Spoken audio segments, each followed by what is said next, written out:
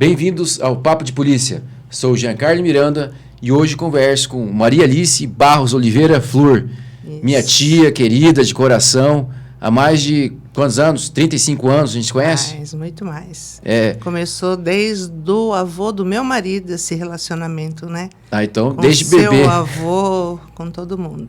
É um prazer recebê-la aqui, tia. Obrigada. Eu a convidei para a gente falar um pouco sobre religião, sobre a igreja, bater um papo, porque assim, é importante a gente falar sobre a fé que nós professamos. Sim, e a senhora é reconhecida na Igreja Católica por ser uma grande serva na comunidade que frequenta. Eu queria bater um papo rápido, falando do que é ser uma serva na Igreja Católica, quais são as funções que podemos desempenhar, até porque eu sou campista e frequento há pouco tempo, mas tenho até assíduo na Nossa Senhora Auxiliadora, que é a minha paróquia que fica ali no Santo Antônio. Então, cada vez mais a gente está nos unindo aí na nossa fé. Mas é um prazer recebê-la. Tá. Giancarlo, o prazer é todo nosso de estar aqui com você, essa oportunidade que você nos dá de podermos bater esse papo, falar um pouco da nossa experiência e vivência na nossa caminhada cristã. Eu sou, na formação da Igreja Católica, de berço, que meus pais, eles foram, assim, muito assíduos, né? Inclusive, a Igreja São José, meu pai tinha olaria, o padre João Falco pedia doações. A rua que eu moro é Padre João Falco. Então, e ele doava tijolos para a Igreja São José, e a gente foi criada nesse meio. Estudei 11 anos na Auxiliadora. Aí eu mudei, fui para outro bairro, frequentava a Auxiliadora que hoje você frequenta. Isso. Né? Então, eu falo assim, é se sentir bem, é estar em comunidade, vivenciar essa comunidade, é que nos faz ficar de pé, né? A nossa fé que nos faz ficar de pé. E eu agradeço por esta oportunidade de estarmos aqui e falar um pouquinho disso. Hoje a senhora serve em que setor lá da Na nossa paróquia, eu faço parte do Ministério de Canto, de Música, e estou coordenadora dos messes lá na paróquia. O que é o messe? Ministro extraordinário da Eucaristia. São os ministros que distribuem, que ajudam a distribuir as hóstias, né, na missa. E a senhora é ministra também? Sou. Tem que ter um curso específico? Tem que ter uma preparação. E eu já estou há muitos anos, né? E hoje eu estou coordenando já há 3 anos os messes. E a senhora passou por diversas pastorais também? Já. Na paróquia, nós somos do ECC, que é o Encontro de Casais com Cristo. Aí temos o messe, temos o Ministério de Música, equipe de Nossa Senhora, que eu já participei, e cursílio. Sou cursilista também. Também. Então, teve todas as frentes ali da comunidade. Também, o Eduardo, meu esposo, ele coordenou o dízimo na paróquia. Então, é um trabalho assim... A partir de 94, que nós fizemos ECC, nunca mais nós deixamos de ir a uma missa, como casal, entendeu? Como casal. Porque antes eu era a viúva do marido vivo, eu e ele não ia. Mas depois que fizemos esse encontro de casais com Cristo, ele assumiu e...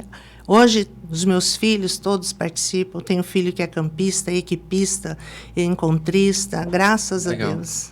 É importante, né? É, muito importante. Essa situação essa dedicação de servir na igreja, não há remuneração, há apenas uma dedicação. É voluntário. E assim, os olhos da sociedade, muita gente fala que essa pessoa vive na igreja, mora na igreja, muitas vezes o pessoal vê falando que está perdendo tempo, né? Sim.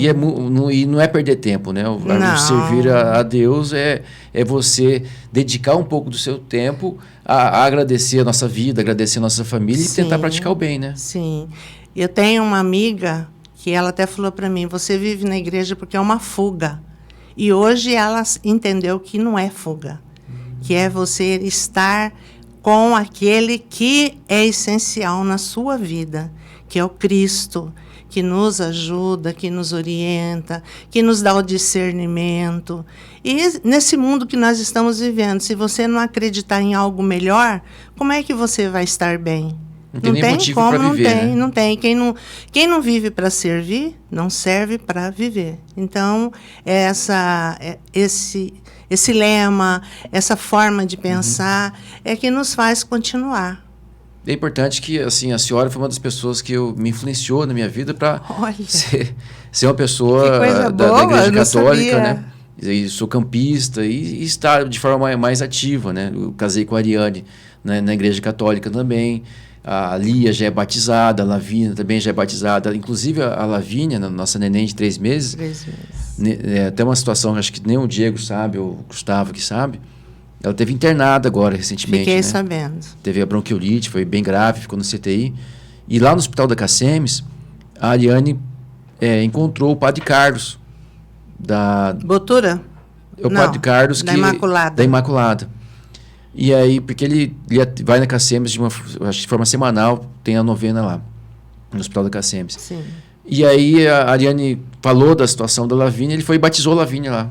Olha, que coisa. Está batizada já a Lavínia. E desde então, até a Ariane, ela falou para mim ontem, desde então a Lavínia só melhorou, né? Até ela ficou 5 dias na CTI, depois disso teve alta, está em casa agora, está bem. Só não pode ter um contato na verdade não pode estar em público, pelo menos uns 20 dias a mais. Mas graças a Deus está bem recuperada, melhor. Então, voltando, né? Então a senhora foi uma das pessoas que me influenciou. Olha. Hoje a gente fala aspiano, né? Eu fiz um acampamento voltado para servidores da segurança pública, que é o ASP, é o acampamento de segurança pública, que é ligado diretamente à paróquia Nossa Senhora Auxiliadora. Então a gente vê, eu também pensava assim, né? Quando mais novo, falei, poxa, que esse pessoal vive na igreja, mora lá, não tem o que fazer, né? Eu achava que era perder tempo. Na verdade, a gente ganha tempo. Nossa. E que a sua amiga falou que é uma fuga. Não é fuga, você estar na igreja não é fuga, é um refúgio, né? Onde o nosso coração se acalma, se acalenta, é estarmos em Cristo. E como faz bem. Faz muito bem. A gente sai de lá, cada vez que sai de uma missa, a gente sai renovado, né? Eu tenho um testemunho para te dar com relação a isso. O Eduardinho, quando ele tinha 10 anos, o Eduardo comprou uma passagem para ele ir para Fortaleza. Eu quase morri. Porque eu falei, o menino não sabe nem atravessar a rua direito, porque ele era totalmente só dentro de casa. 10 anos. Aí ele foi... Eu chorava. Eu cheguei na igreja, estava o padre. Aí o padre falou assim para mim, o que aconteceu, Maria Alice? Eu contei para ele. Ele falou, os filhos crescem, você ainda acha que é criança, não sei o quê? Falei, não é isso que eu quero ouvir. Aí eu fui no Santíssimo. Cheguei no Santíssimo, eu entreguei para ele aquilo que eu estava sentindo naquele momento. Aquela angústia. Giancarlo, eu saí dali como se fosse uma pena ao vento. Não senti mais nada. Aquela angústia que eu estava sentindo passou.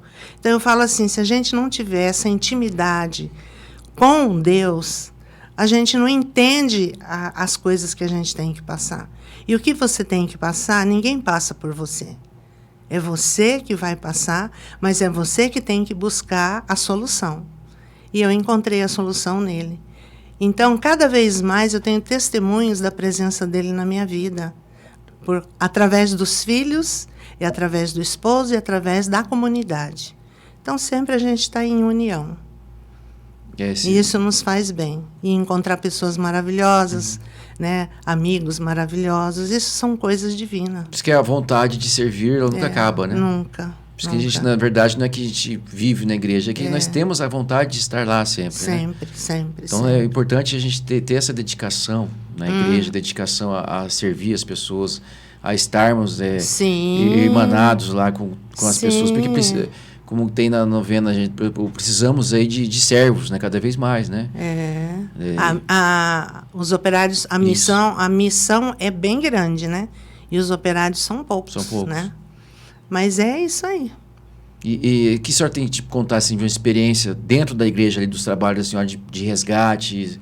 Muitas experiências aconteceram? Tem muitos testemunhos nesse sentido? A gente tem muito testemunho, assim como você falou agora, que você começou a ir para a igreja vendo o meu testemunho. E na igreja também tem muitas pessoas que falam, olha, aconteceu tal coisa na minha vida, e foi você que... A gente não tem noção. Porque quando você é uma pessoa correta, uma pessoa que transmite paz, que transmite carinho, acolhida. Acolhida é um fator primordial em qualquer lugar. Então, isso faz com que as pessoas se aproximem de você e, muitas vezes, você é o evangelho vivo que a pessoa vai ler. Né? Você, às vezes, a pessoa não tem um evangelho, uma Bíblia, não tem um documento. E você, fazendo a sua parte, você transmite para a pessoa isso. Então, tem gente que, domingo, por exemplo, eu cantei na missa de manhã, uma pessoa saiu assim e falou, ai, meu Deus, como você tem uma voz maravilhosa. O que eu faço? Eu agradeço a Jesus por isso. Entendeu? Eu nunca me vanglorio ou eu fico assim...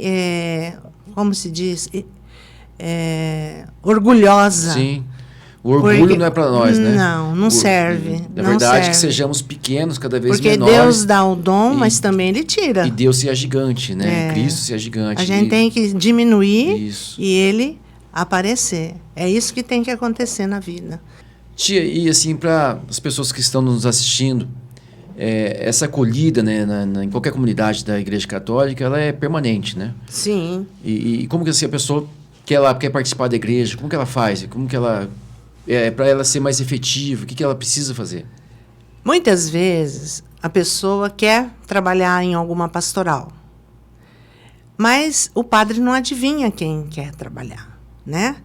Então, teve um testemunho, que eu posso até dizer, que teve um casal que veio de Petrópolis. E aí o padre Pedro Ismanioto chegou para mim e falou, Marilice, aquele casal que quer se apresentar.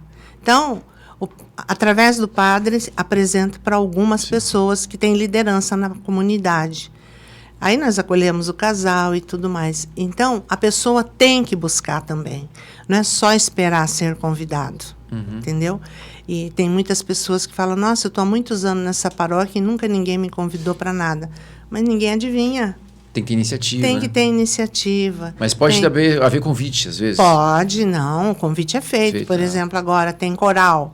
O coral convida, olha, quem tiver vontade de cantar, o coral está acolhendo. Quem quiser participar do dízimo. Então, há um convite dentro da igreja para participar nas pastorais. Aí a pessoa tem que se dispor. Vem e segue-me, né? Vem e segue-me. Isso mesmo. E assim, a pessoa qualquer um pode ser aceito, né? Basta ter a vontade. Pode ser aceito, basta querer. Basta querer. Basta querer e ter disponibilidade, né? Que bom. Esse é o fator preponderante, né, dessa acolhida da Igreja Católica. Né? Muita gente reclama de acolhida, né? Muita gente reclama. Mas a pessoa também tem que, como falar, eu não entro nessa panelinha, né? Porque acaba se formando aqueles grupos. Mas é porque o grupo já está com trabalho, já está envolvido nas realizações das tarefas. Então, às vezes, as pessoas ficam assim, meio de fora. Mas é uma grande família, sempre cabe mais um. Nossa, sempre cabe. Sempre tem. E como que é? Os párocos, eles ficam um determinado período e aí vão... A princípio são até 5 anos. Aí depende do bispo, né? O bispo querer que ele continue ali ou que mude, porque na realidade há um revezamento. Mas a comunidade permanece, né? As pessoas. Ah, sim, o padre passa, a comunidade fica. Então, assim, como a senhora tem quantos anos nessa comunidade? Eu já estou há 45 anos. E ali todas as pessoas são bem recebidas, né? Todas. Independentemente de questão política, independente de questão política. Tem uns que querem causar polêmicas, querem causar problemas, mas os padres, eles têm que ser bem neutros nessa situação, né? Eles acolhem, por exemplo, Riedel, governador. O governador, Eduardo Riedel. Ele esteve na nossa paróquia uma vez com a esposa dele, foi muito bem recebido. Então, eu falo assim, depende de quem procura também, né? E o padre ele recebe e acolhe a todos. E como que se fala, assim, é uma dúvida que eu tenho também. Como que se fala de política dentro da Igreja Católica? Olha, eu vou contar uma coisa para você. Até dentro da igreja, candidatos da comunidade, às vezes é muito difícil as pessoas escolherem. É muito difícil. Mas tem que ter uma acolhida através do padre. O padre tem que incentivar. Mas, E apresentar. E apresentar. Olha, nós temos um candidato católico, nós temos um candidato que está disposto a nos ajudar, porque todos precisam de ajuda. Toda e qualquer ramificação da sociedade precisa de ajuda. E você tendo um representante daquela linhagem numa Câmara, numa Assembleia, é muito importante e é frutificante para a comunidade, para a sociedade, para a cidade. Aumentar o braço daquela comunidade, né? Aumenta o braço da comunidade, melhora muito o bairro, melhora muito a região. Porque agora, eu acredito que o político também, ele tem que, a partir do momento que ele foi candidato, por mais que ele não teve o voto determinado na região, mas ele tem que voltar, pelo menos... Continue na comunidade. Continue na comunidade, agradecer. Agora, normalmente, os políticos conseguem e não voltam. Somem, né? Somem. Isso é o que a gente ouve muito. E olhe que alguns saem da própria comunidade da igreja. Né? Saem, abandonam, né? É importante a gente mudar isso. E saber, né? que isso não é só uma vez, né? Claro. São várias vezes. Essa é uma situação, acho que depende mais das pessoas, né? E com certeza, eu acho que com a situação que nós estamos vivendo, né, de tragédias acontecendo no Rio Grande do Sul, enfim, passamos por uma pandemia há pouco tempo. Sim. E o que nosso resgate se deu pela fé, né? Pela fé. Independentemente da religião, eu que sou praticante também do catolicismo, eu vejo que é uma religião que me acolheu, que eu tenho praticado, que eu levo minha filha, levo minha esposa, eu incentivo meus amigos a estarem lá, minha família também, então é importante. Então a fé nos restabelece, ela faz a gente seguir em frente, né?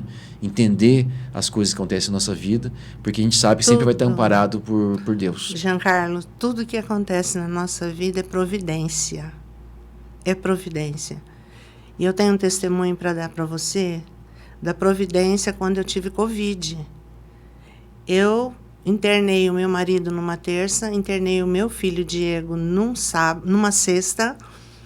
No sábado, o Mauro, que é teu primo, Sim.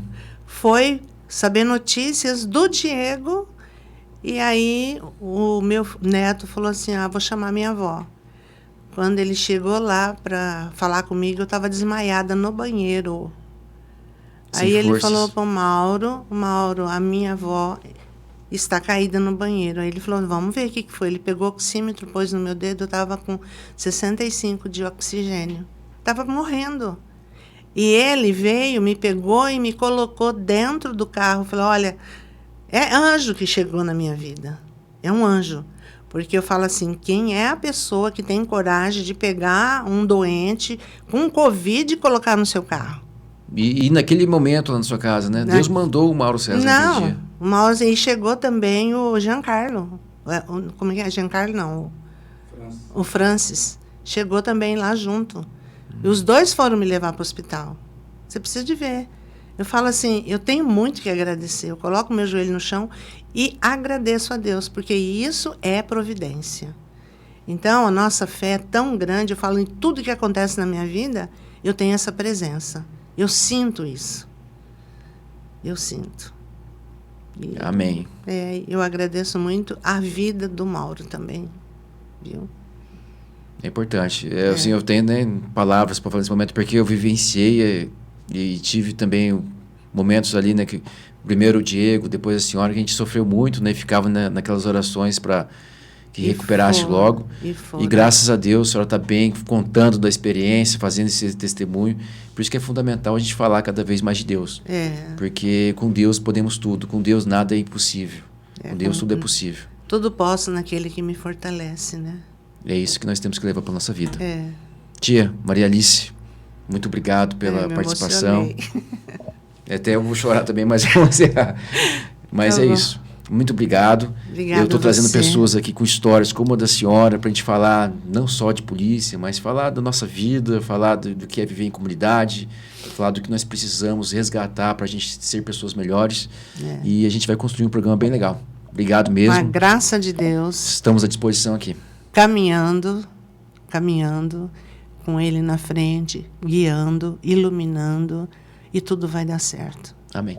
Esse é o Papo de Polícia. Curtam, compartilhem e prestigiem o nosso canal, o nosso programa, que cada vez mais teremos histórias muito interessantes para falar. Forte abraço a todos.